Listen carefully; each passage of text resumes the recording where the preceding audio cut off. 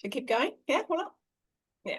All right, we'll make a start. Thank you, everybody, for coming along to this live Q&A session. I know it's been recorded, but obviously it's much more helpful to me to have some people actually come along so I can talk to you, and we may have some questions you want to ask of me. Usually I do this gig by myself, so it's with all us help. Sorry, I didn't say that. It's great. But I'm super pleased that today we have Dr. Catherine Kennan, who's joined us, who's going to give some much more recent perspectives than I can on what it's like to be an HDR student, and somebody who has actually got through, as in completed and graduated just this year. And Catherine and I will have a little bit of an interview later on, got some questions, but also wanting to give everybody time to ask questions yourselves of her and any questions you might have of me.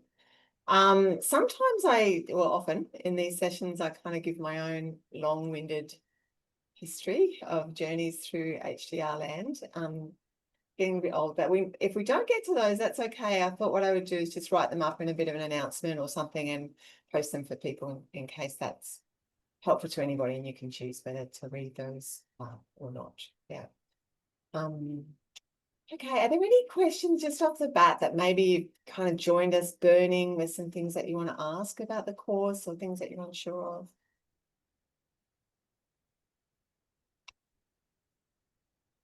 No? Okay. Yes, how's everybody going?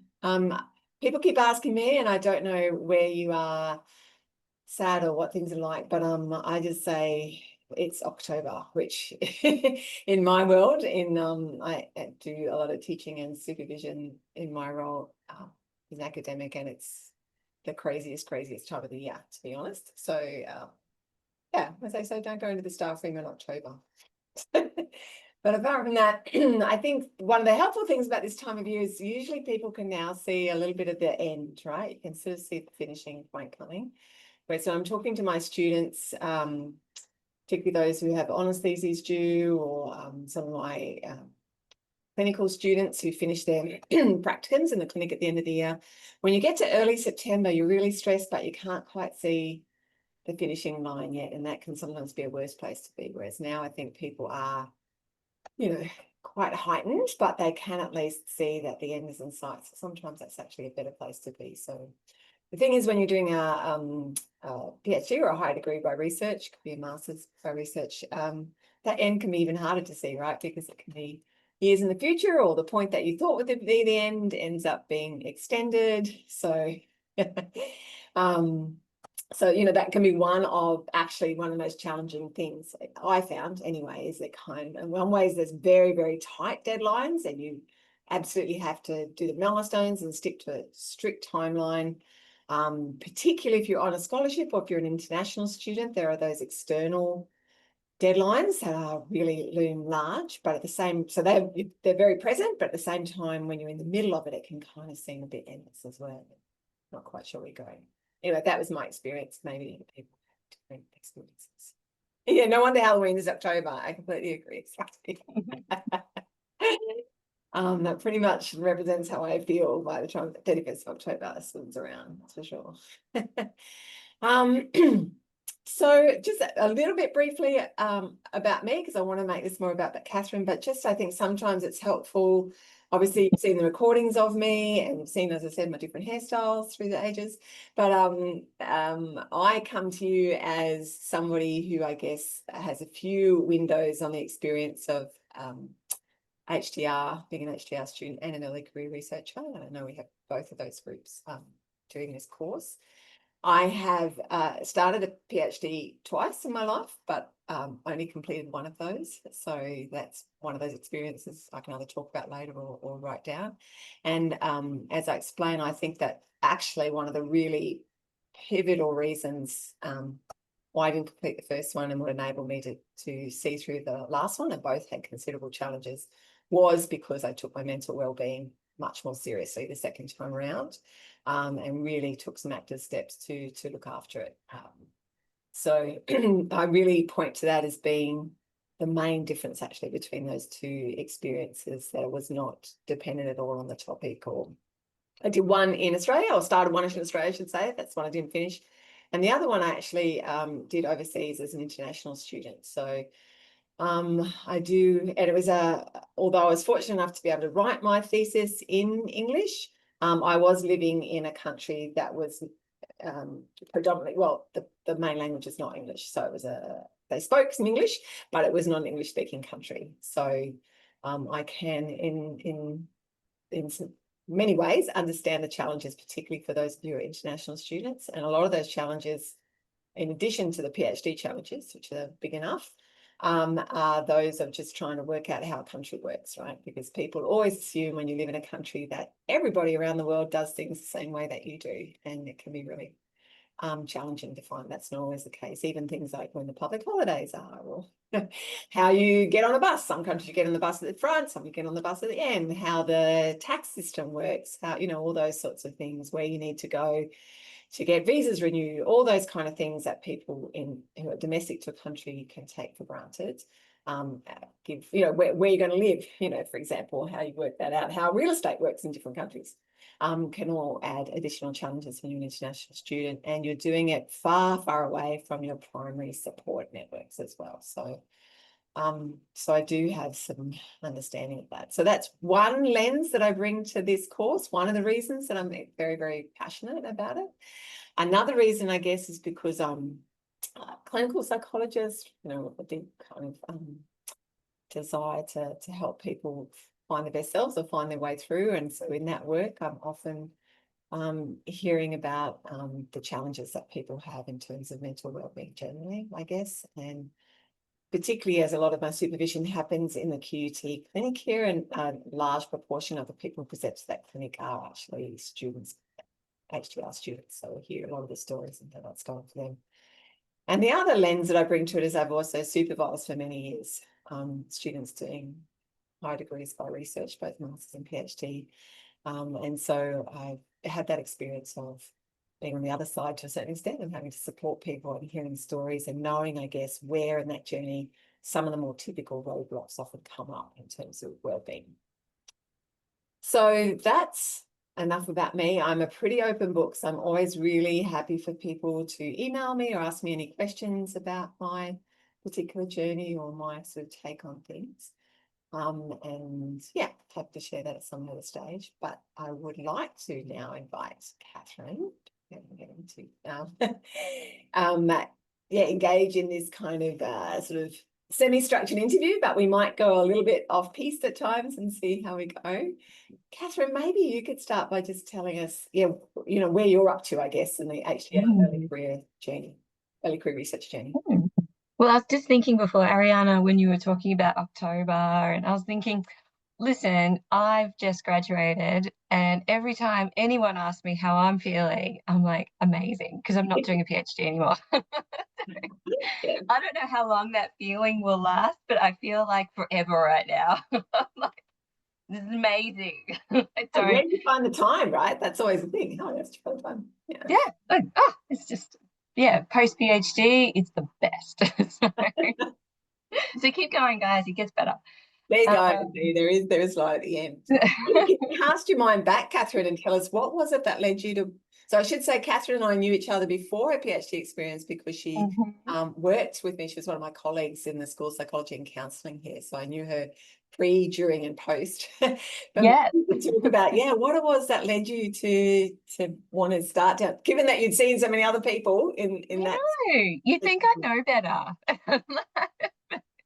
Well, actually, the story about why I did it is, I don't know if it's typical or not, but basically, another colleague of ours came to my office one day, had this project, and said, "Hey, do you want to do this with me?" And it was a scholarship on an ARC project, and they needed a PhD student.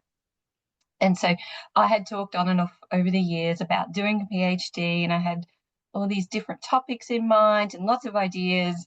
And this topic that he came to me with was not one of them. It was nothing to do with anything that I had ever said that I was interested in. So I was a bit, not so sure. But then I had a look at the topic, and I had a look at all the data and the proposal, and I actually thought, yeah, that sounds really cool, and really useful. Like I was really impressed by how the how the research that we were about to do could actually be used in the real world. It had such powerful impacts. I thought, yeah, actually, that's super useful and much better than some of the more ambitious things that I had been toying with, which may not lead anywhere. So, and I thought, like I really enjoyed working with that colleague, and I still do. And so he was going to be on the project, and I thought that sounds great. So I said yes. Mm. And I think that's really sort of illustrates people do HDRs for all sorts of reasons, don't they? So you have some people who do it because it's a great passion and they're, Mm. really driven to do it. Some sort of at the other spectrum kind of sort of want to do something, and then there's an opportunity or a scholarship that's made available, and then many of us find ourselves along that line somewhere, right? So we do have a field or something's interesting to us, and there's kind of, I don't know, all the planets align and make it a good time to make it possible. Then there's a project that falls somewhere within our wheelhouse, I guess. Yeah. And I thought at the time, because I wasn't passionate about it, I thought, oh, maybe that might be an advantage because a lot of people had told me they sort of lose their passion or they get jaded throughout the process. And I thought, oh, at least that won't happen to me because I don't particularly care. Don't tell myself. But again, Yeah. so to care enough to keep you going, but not care so much then when things don't go exactly Yeah. as planned. I care a lot more now than I did before. So it was a good thing. And because this is a course particular, because there's so many things we could talk about, right, about the journey, but I guess this course is particularly about mental well-being and Mm. researchers, HDR students. What do you think were the greatest challenges to mental well-being that you encountered during that journey? Or either you, or you don't have to make it personal, like you obviously No. students or colleagues doing the same thing. What do you think were some of the biggest challenges to mental well-being that you or others faced, across that period that you were doing PhD? Yeah, definitely doubting myself. Like just that feeling that I'm not good enough and I shouldn't be here. Just that like that continuous of, oh, I am the most stupid like PhD student ever. That I guess you call that imposter syndrome where you feel like everyone else is doing a better job than you are. And I think like there's so many reasons we feel like that. And I think one of them is because everyone's doing different projects. So you never like, and you shouldn't compare yourself to other people, but we all do. Um, but it's really tricky because you see some of your colleagues publishing papers, going to conferences, winning awards, and you're sitting there going, oh, I haven't done any of those things. Um, so that is tricky because I found like with the PhD journey, which is different from an undergrad, you're not getting marks back constantly like you do. You hand in an assignment, you get a grade, or you do anything and you get a grade and you get a report at the end of every semester. And you don't get that in the PhD. You get 1 mark at the end. I mean, there's the airs and the confirmation, a few of the other milestones, but they're feedback rather than marks. And I did find that tricky to really know how I was tracking. So I found that a big mental health challenge because, yeah, I'm not used to that. But the other thing is so I graduated from my first 2 degrees back in 2004. So it had been 20 years or so since I'd studied. So going back to that apprenticeship role and being the junior person again was really tricky. To just, not to not have your opinion respected as much as you would in the real world when you're being a professional. I found that hard. And just to be down the bottom of the ladder again was tricky. Mm. It's interesting. I swear that I didn't set Catherine up for that. But, talking about that self-doubt and imposter syndrome, I noticed, in the course, it comes up every single time I run this course, that when people, in one of the early stages, we ask them in a discussion group to say what they think is the biggest challenge. And then there's also a poll about it as well. They fill in a poll. And that's always, always the number one thing that comes up, that sense of self-doubt. And am I going okay? Or should I even be here? Or everybody's smarter than me, or everybody's, so I think that's, the common experience. And the frustrating thing is, of course, when you're trapped in self-doubt, you feel like it's just you. The very nature of it is somehow I'm worse or inferior to everybody else. And everybody's walking around saying the same thing, but not kind of really share that with one another. So it's a particular, challenge. And as you said, that tracking, and then of course the big forms of track, you have your at least in the model that I'm used to, you have your confirmation, which is kind of like, and then you kind of let loose, and really the next big one isn't until the final seminar. So without those, I think I saw something there, you don't get that kind of gratification, like all kind of then I know that there can be this lot of anxiety. What if I get to that final seminar and I found what I've been doing this whole time is it's not worthwhile, right? And even if you're the supervisors who are trying to feed you along, I think it interacts with that self-doubt, right? This stew of inadequate feelings, That's right. It's tricky. So would you say those challenges were what you, to mental wellbeing, were what you expected going in, or were you surprised by things change over the course of the PhD? Yeah, I did. I didn't expect that. I didn't expect to feel so stupid. I thought I might feel smarter, but I actually, doing the PhD made me realize how much I don't know. Because up until that point I hadn't studied for so long. I thought I was pretty clever, and then you go back and you do a different field, a different topic, and then you realize, oh my God, there's so much out there I don't know, or I've forgotten. So that I didn't expect that. I should have, but I didn't. And the other thing was I wasn't prepared for how lonely the journey was, because, doing undergrad, you go through with a cohort, you have your friends, you have tutorials, you hang out and go for pizza and meals and night clubbing back when you're 20. So you had your group of friends that you go to all the classes with, and then you could whinge about your lecturers or the assignments and do it together. The PhD is so different. You're really on your own. And I felt like in the place where I was, I felt the doors were closed a lot. We weren't in an open plan office. And so, it was lonely. So thank goodness I had you, Ariana, and all all the other psych friends, because it would have been such a lonely journey without that. Thank you. I noticed, so Ola said there's a question from Alfredo, was it? Or Antonia, sorry. Antonia, is it? I have a question that's been on my mind. Are there any warning signs or indicators that suggest it might be time to consider changing supervisors? I understand it's normal to face challenges in the PhD journey, but how can we tell when things are no longer just part of the process and are actually affecting our well-being as researchers?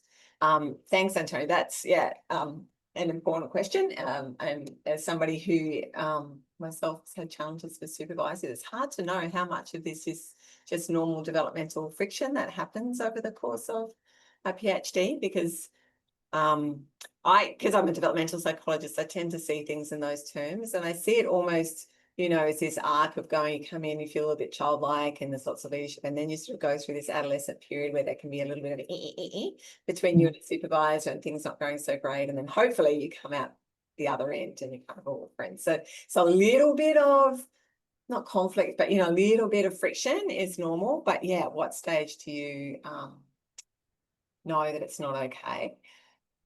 There's not, well, I don't know, and you may not have anything to say about Catherine, but in terms of my experience, I'm not sure there's a hard and fast rule, but I guess particularly thinking about mental well-being here, if you're finding that you're experiencing kind of pretty persistent anxiety about it, if it's really leading to where you're avoiding, and I don't just mean like, oh, I don't want to go and see my supervisor because I haven't done anything this week, or I think I might put off this meeting. But if you're finding like actually maybe you're really incredibly anxious about meeting with a supervisor or avoidant of any contact with that sort of person, or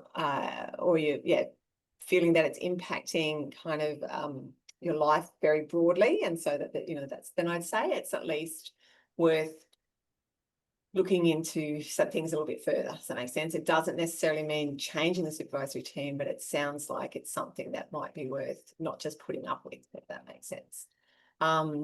In terms of, so those, I guess, Antonio, those would be the sorts of warning signs, right? In terms of how it's impacting your mental health. And of course, when your mental well-being is not great, then you're not going to feel like doing your research either. So then not always. Sometimes you can be doing what you need to do whilst you're feeling miserable, but I usually find it reaches a point where those things go together. So that's a concern. And then, yeah, in terms of what you do with that, it's helpful to talk with colleagues, certainly, but I think there can be a danger in just getting together with other PhD students and sort of ruminating together.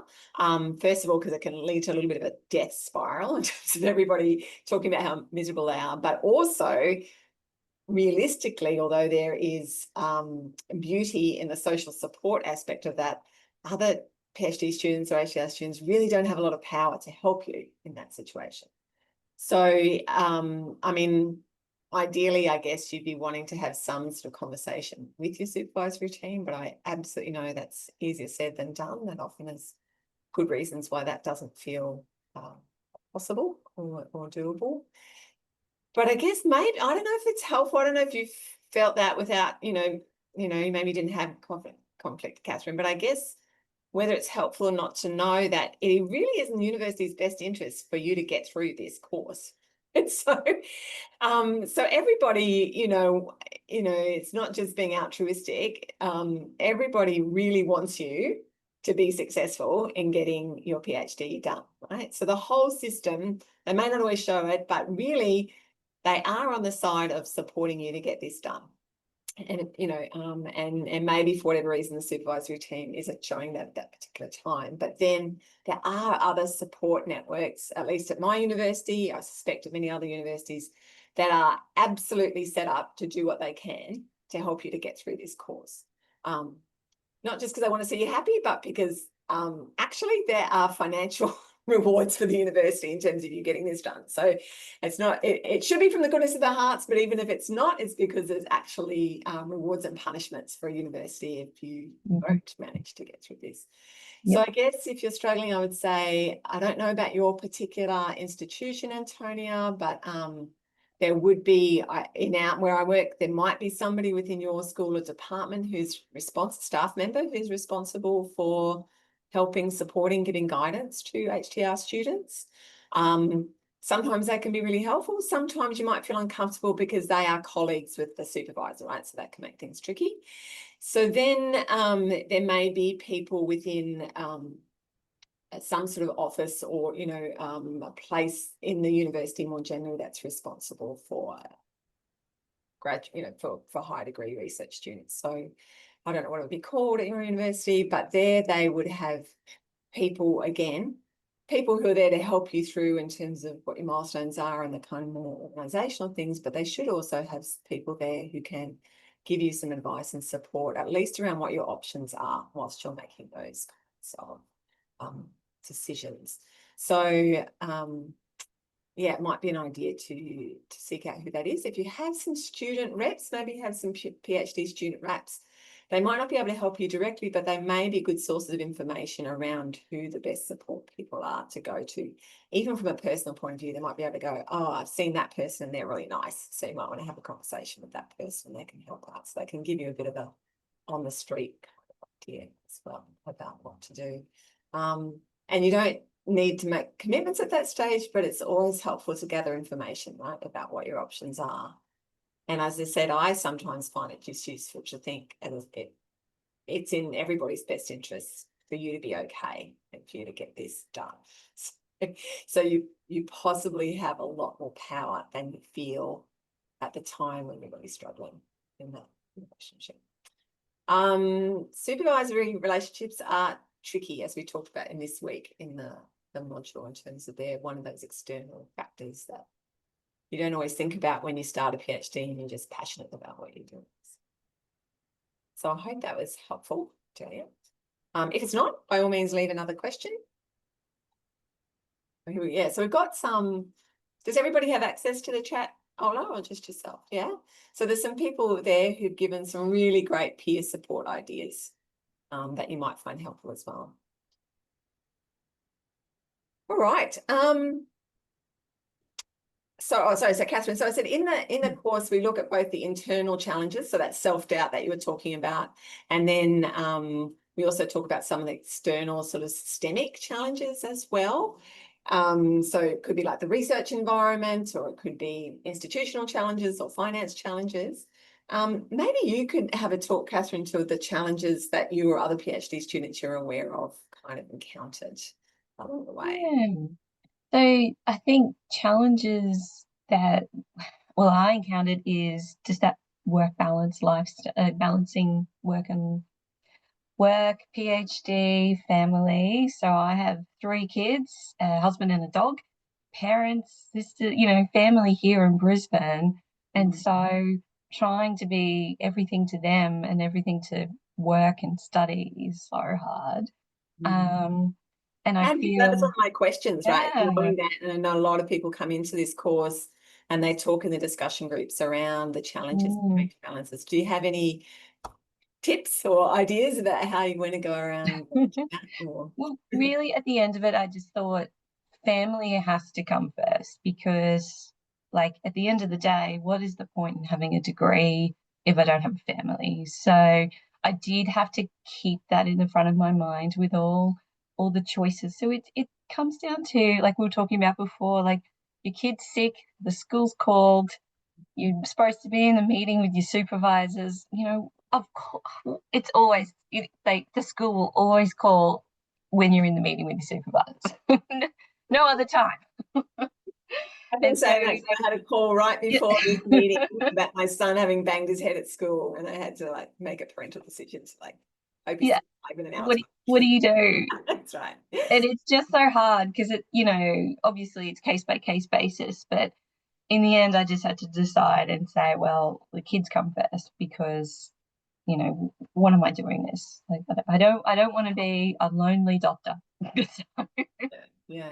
I was like, so it was hard because I think a lot of the students that I was studying with either didn't have kids or the ones that did were male and were not the primary caregivers. So, and in my situation, We're not on school speed dial, right? That's the thing. I'm the top of the one that the school calls. They never call my husband. So, and it's that challenge of explaining and going, well, I've got to go because they're sick or whatever. So that was a challenge. And also because, I was the only one. So I just felt really singled out there that, anyway, it doesn't matter. Still got my work done, still finished. So, and I think knowing that I didn't have other time. So in the time I was at uni, just focusing and going, well, I'm only can be here for 6 hours because I've got school pickup and drop off. So the time I am here, going to focus on what I'm here for. So anyway, It's a busy person to do stuff, right? So. yeah, that's right.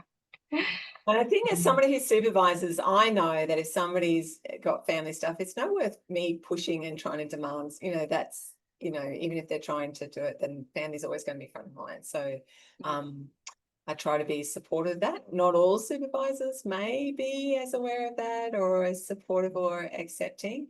So I guess I know that's something that can be a challenge for people as well. I guess too, sometimes though, I might see where like, oh, it seems like, no blame about it, but it seems like the outside world is really interfering with the project to an extent that I can see the person suffering from it, if that makes sense.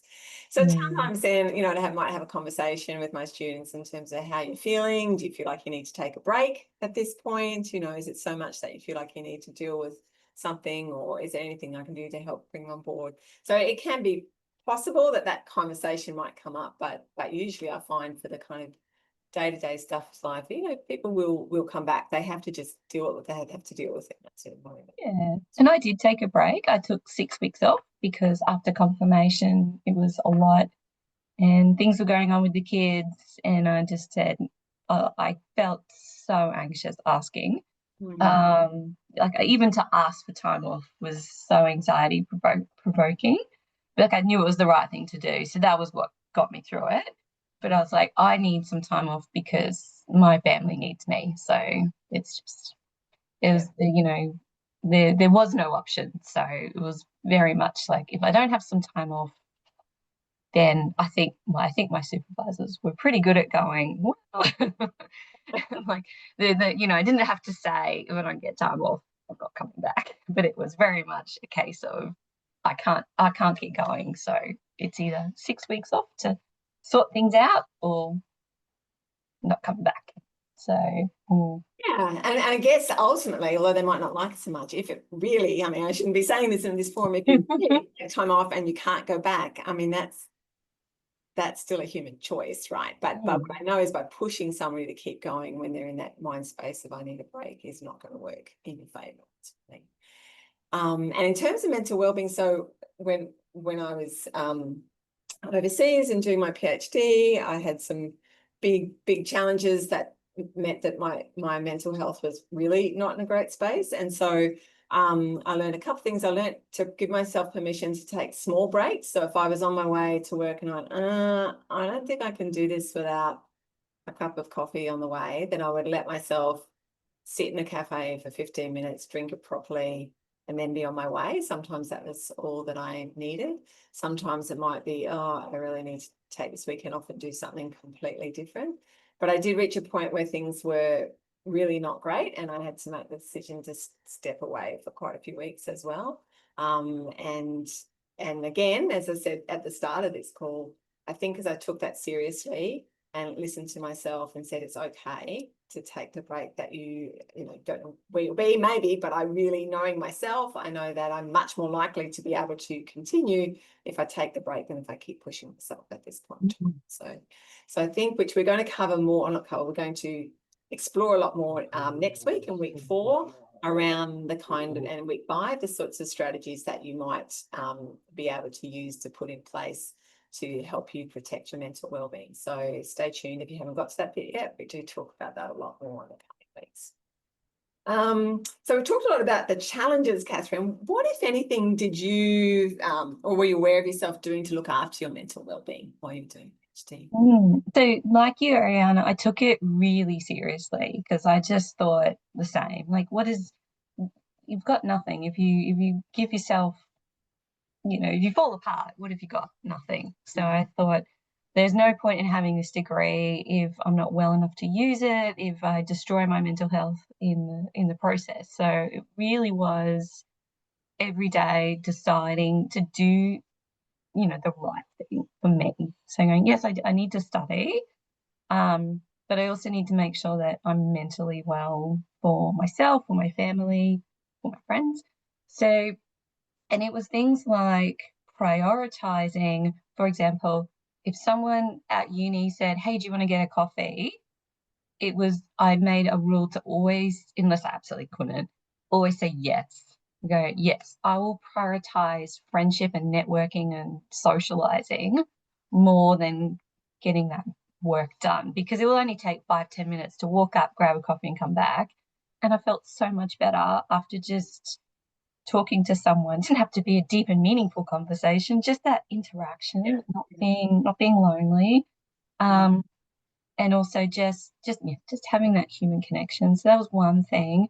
I did a lot of exercise. So before work, I get up early most days and walk, run, lift weights, particularly outside. So getting a lot of green time. That's what I say to my kids, have your screen time, have your green time. So getting out there in nature, taking a break. The other thing I did was I took up Brazilian Jiu-Jitsu, which is amazing for being mindful because you can't And be getting out some ruminating about your emotions, I thesis. guess, right? You're having a hard week with your supervisor, there's nothing like a bit of a kicker. That's right. If someone's actually trying to kill you on the mat, you're thinking about that. You're in the moment because Yeah. meditation didn't work for me, sitting there quietly and trying to think of the thoughts on the leaves on the stream, and all I can think of is, oh my God, I haven't done my thesis. What kind of leaves are there? That's what. Should they be red leaves or green leaves? So just trying to do anything that would give my mind a break from ruminating on the thesis was really useful. The other thing I did, because meetings with supervisors made me so anxious, that was the whole thing. So I tried to, as frequently as possible, to have them online, because I found not being in the same room was less stressful. Then I could also have my dog with me. He's just down here asleep.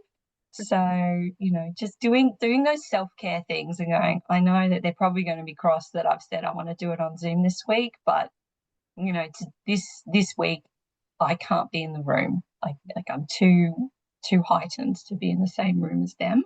So yeah, just giving yourself permission to do things for your mental health. And I think what you were saying before about it's in the university's best interest, it's in your supervisor's best interest for you to finish, really helped me to remember, like to go, yeah, actually, they want me to finish.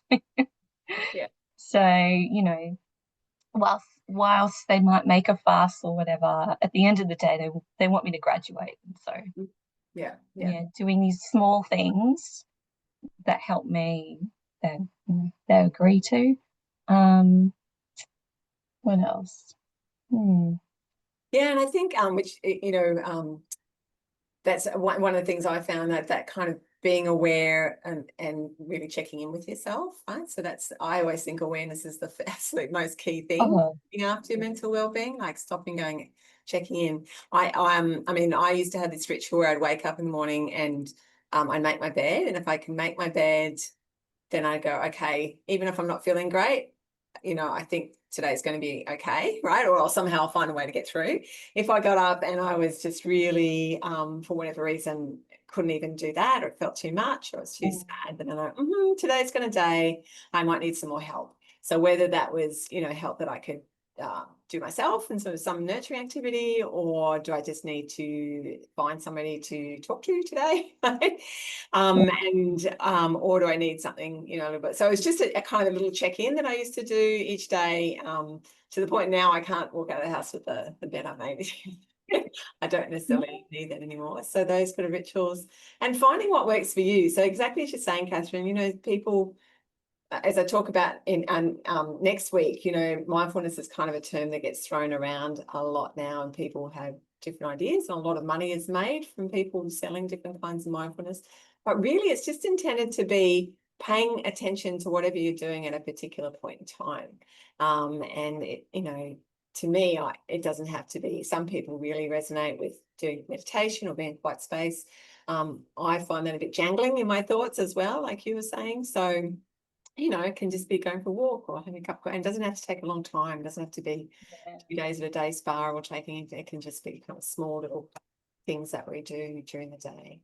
The other thing, which I bang on about every single time, and people, I'm not sure they take it seriously, is just that importance of connection. So when we ask people around what are the things that you find most valuable or you think will be most helpful, as I said previously to the people here today, what usually comes up, understandably, are those things like, this will benefit my career, or I feel I'll have a sense of self, achievement, like, I might feel that imposter syndrome hole. I'm not sure if that ever gets filled. And those things are really important. But what we find, the literature finds time and time again, is the thing that's most critical to mental well-being in any stage or situation in life are the social connections and relationships that we make. So I really encourage people to try and pay a little bit more attention to those. As you said, it might just be walking with a cup of coffee. And it's important to have, I think, if you can, connections definitely within the HTR or early career researcher community, because outside people, family, friends don't always get it. But I would also recommend, if you can, trying to find people who aren't connected with that world as well, so you can have conversations that have nothing to do that. I remember at one point when I was at my lowest and just feeling like, oh, I'm so useless and why can't I get this done? A friend of mine said to me, Ariana, I don't care if you've got a PhD or not. And it just really, held me up and went, yeah, my worth in that person's eyes has nothing to do with whether I come out with a doctor or not, so I think that can also be valuable, having a variety of people in our lives, Yeah, for both those sure. who understand intimately and those people who couldn't care less or we have other things to talk about. So, Yeah. Yeah, that's a really good point. There's so many people that do not care. Like yeah, none of my kids care. My dog doesn't care. None yeah, of the people at jiu-jitsu care. And yeah, like even though I've graduated, they don't know. I didn't tell them. Like yeah, I don't talk about it there. So they have no idea. So yeah, just having other parts of your life where it doesn't matter and yeah. everyone likes you for you, not because of your study or anything else. That's really nice. Like, mum loves me and she Yeah. doesn't. just remembering, just remembering those things, which is really hard to do in the moment. Yeah. Although I did say, I did see a psychologist as well, on and off, but just some, particularly when you're at your lowest, but just some really good techniques and um, ways to help manage stress and anxiety. And that was really useful. Yeah. As I've said at the beginning of this call, I had those two experiences, one where I did not complete the PhD, and then one where I did. And looking after my mental wellbeing was really critical. And what I did differently the second time was that all the stages from the small to the big, I tried to be aware and take it seriously and look after it. And that included, as I said, those really tiny rituals like thinking I had a cup of coffee, to taking like small breaks or finding other people to talk to. So I met some people who like science fiction, nothing to do with academia, and we just meet up once a week for a meal and to watch science fiction shows together. Couldn't care less what I was doing for my PhD, and it also helped me to remember that I'm more than this, that I'm more than this research project. But then I also I found, a therapist, as I said, I was living in a different country, who I saw regularly, particularly for that last year for the PhD, and that was just Mm. for me to have a place to put it. That won't be needed by everybody, but I just would encourage you to check in with yourself and please not to feel any embarrassment or shame, I guess, about finding what it is that you need in order to take care of mental well-being. I see Karen said aqua aerobics. I did an aqua aerobics class once. It was the hardest fitness class I've ever done in my life. So I am in awe of you. That forcing myself through water. It's quite embarrassing, really. um, did you find that any of these strategies, Catherine, were more or less effective at different points in the PhD? Yeah, at different points I needed different things. So, Mm. when things weren't so bad, a walk, a coffee, those kind of things were fine. Really stressful times, I did need to see the psychologist, made a booking, taking a day off. I didn't do it often, but there were a few times I was like, I just said I was sick. But I was like, sometimes it wasn't like a physical sickness, it was just like the anxiety is too much. And sort of knowing that if I go in today, I'm probably just going to burst into tears and Yeah. just be embarrassing for myself and everyone. I mean, look, I did that anyway. No, I've got some tears plenty of times.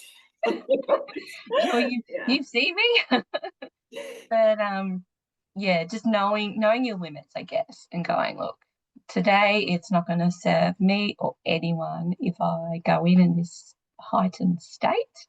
I'd be better off staying home, going for a walk, or seeing my mum, seeing my sister, just doing something nice to just make me feel calm, and it works, because pushing yourself too much, it's disastrous.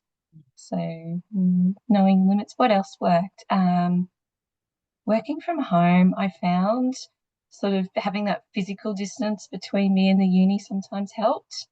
And just Be a combination. Sometimes I felt like I need to work from home more effective, and sometimes I think I really actually need to be in that environment, right? So I guess what's difficult is when you don't have the option of choice, right? Where you have to do one or the other, or for whatever reason that can be. So there are times when I thought, actually, I think being in my own company for the 6 yes, you may not. sometimes it's not a good idea. But Or the other remind thing, myself that I belong to a university environment or something. yeah, So, yes, yeah. yeah, you're right. Because then when I did come in, seeing you guys was just great. And like I suppose the other thing was just being open with your struggles. Well, I didn't hide it. I wasn't pretend. I didn't do stoicism very well. So, like just actually saying, not so much to my supervisors, but to my friends and colleagues and going, I'm actually struggling. This is hard. So, Yeah, and hearing other people's stories, like your own, Ariana, and other people's, because I feel like once you're a little bit vulnerable, then other people open up and they go, actually, I'm finding this hard too. yeah, So, yeah, not all the time, not 24 hours a day finding things hard, but when you are, and just yeah, saying, this is really tough. yeah, rock period. I found towards the end of the PhD that I finished, like when you have to go into that writing phase, and I know that people in this course are at all stages. So some of you are starting out, some of you are in the swamp that's in the middle, and some of you might be contemplating your final seminar. And there comes a time, whether it's 3 years in or 30 years in, when you just have to hunker down and write, right? So it comes down. And so I say to my students, you can put it off because sometimes there's good reasons to do that, but at some point you are going to have to just lock yourself away or do whatever you have to do for a solid couple of months of just writing that document. And I remember communicating to my friends because that was something to help. I felt like I was being a bad friend. So to reduce my anxiety, I actually, had them over and then I kind of wrote to them and said, I'm really sorry. I'm just going to be this animal in a cave for the next few weeks. You won't see me, but I'm okay. Feel free to check in, but please don't. Yeah. You don't hear very much from me. So what I needed at that stage was just to kind of live a bit in my own mental filth, so to speak, sometimes for a little while, and just get it done. Whereas, in the beginning, it's kind of a little bit more kind of reaching out and kind of getting to know more people. Sometimes those final stages just It's hard, putting the yeah. blinkers on and staying in. I want to leave some time for questions, but we also already talked about like that balancing family. And now that you've graduated, how do you look back on kind of your mental well-being experiences during the time that you're doing a PhD? Are there things that you learned that you've carried with you, or are you very happy to leave them behind? What are your reflections, I guess, now that you can look back on those things? Oh, I'm so proud that I did it. Like just looking back and going, I did that. And that was like not only the research was tricky, but like the whole experience was hard. And going, oh my gosh, I did that. I did that really hard thing. I survived it. Yeah, looking back, going, that's awesome. So I feel like, yeah, just I know I can do it. I'm not saying I want to do it again, but knowing I did it was like really empowering. Yeah. Um, yeah, so Are there any things that you learned from the mental well-being perspective, as part of that experience that you kind of keep with you, I guess, or that, you sort of yeah, I think just knowing your limits, pain? knowing when enough is enough and being able to say, I need a break or I'm going to walk away. I think that was good too. Um, yeah, I'm hoping that I never have to go through so much stress again. Yeah.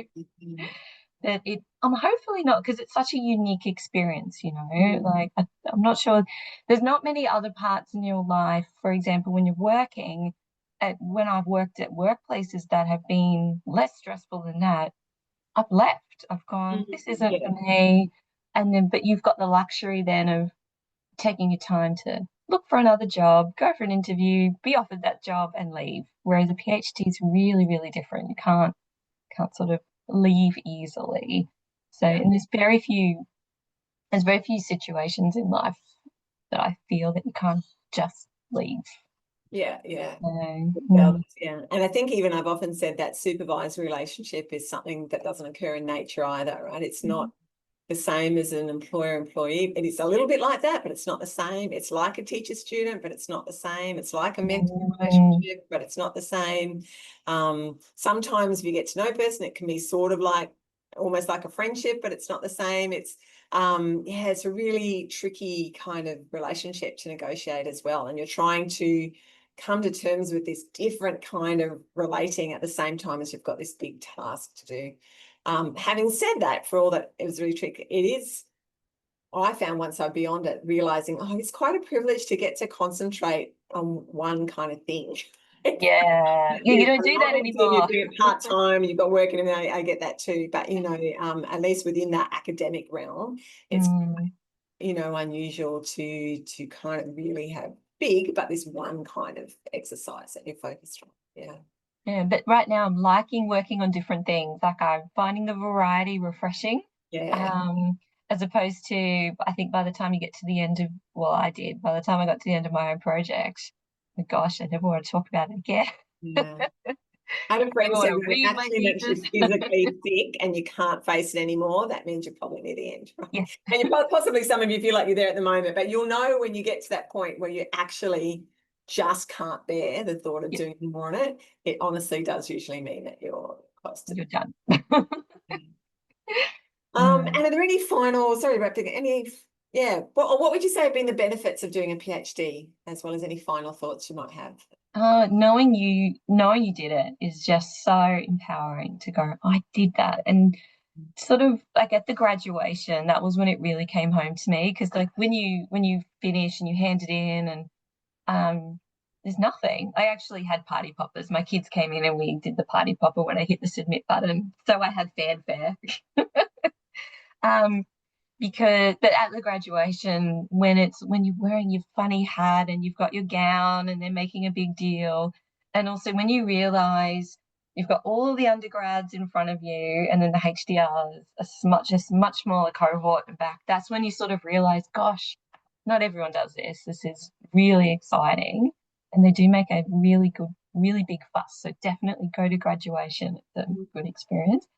um yeah, just looking back and knowing that you stuck with it, you did it, yeah, because not it's like a tiny percentage of the population that actually gets the chance to do this. So yeah, it's good to look back and go, oh my gosh, Yeah. amazing.